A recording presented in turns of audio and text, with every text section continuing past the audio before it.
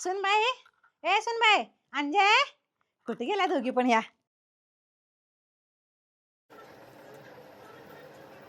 जाऊबाई, तुम्ही आज लई छान दिसायला लागले हो. तुम्हाला कोणाची नजर लागू नये. होय, आज लग्नाचा वाढदिवस नाही का, त्याच्यामुळे बाहेर जायचं प्लॅन केलं. आज ह्यानी असते तर मी पण जाऊबाई सारखी नटली असती.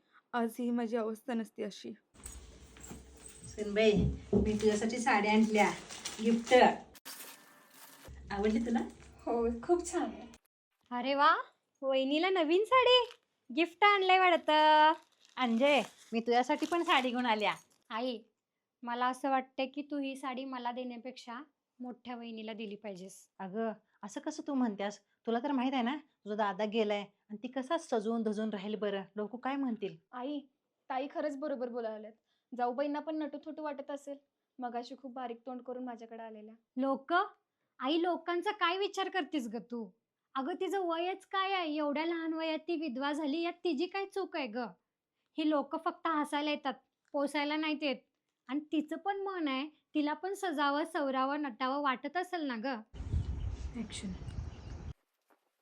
अगे सुनबाई, बोला की सासूबाई. सुनबाई, तू माझी सून नाहीस, माझी लेक आहेस आणि आजपासून तू माझ्या लेकीसारखंच राहायचंस.